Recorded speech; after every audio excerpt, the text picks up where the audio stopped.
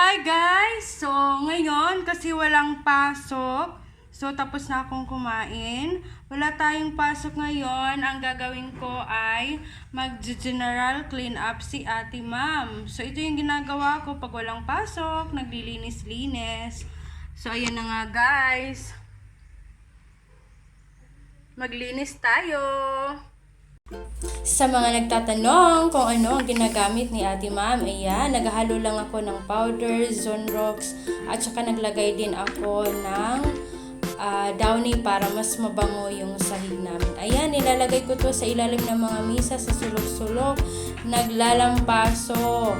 Yan ang ginagawa ko pag general cleanup. Pero alam nyo ba mga mamshi, mga daddy, hindi kasya ang isang araw sa paglilinis ng buong bahay. So, kailangan talaga nating i-schedule ang paglilinis kung sa kusina, sa CR. Ay, naku, ang pinakamatagal kong paglilinis talaga, mga mamshi, sa CR. Sa CR talaga ang matagal kong paglilinis. So, ito na nga dahil nga walang pasok, holiday ngayon. So, gawin nating productive ang araw na ito. So, katatapos lang po namin mag-almusal ngayong araw na ito. Kaya nakapaglinis si Ate Ma'am dito sa aming kusina.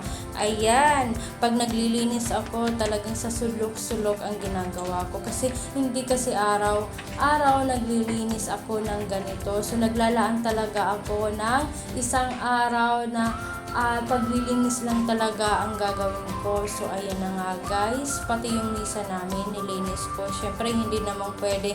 Dun lang tayo sa floor na maglilinis. O, ayan. So, i-arrange ko yung mga upuan na yan. So, ang ginagamit ko sa paglilinis sa aming glass na top sa aming table ay gumagamit lang ako ng tissue paper, tsaka yung pinaghalo kong powder, Downy, tsaka yung isa, hindi ko matandaan yung isa na ginagamit ko na panglinis. Yung parang powder din siya.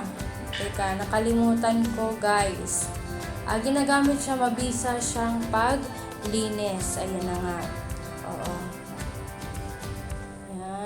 Nililinis ko rin yan sa ibabaw ng lamesa. Yan nga, ginagamit ko ang tissue para talaga matanggal yung alikabok. Tsaka yung parang namumuong tubig sa glass.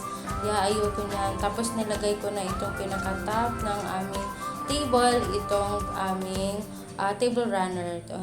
Sigurado ba ako? Table runner. Basta yan. Nilagay ko yung halaman namin, yung sa center table, tapos yung pinaka-fruit basket namin. Ayan. Basket lang guys, walang fruit. So yan na nga guys, tapos na nga.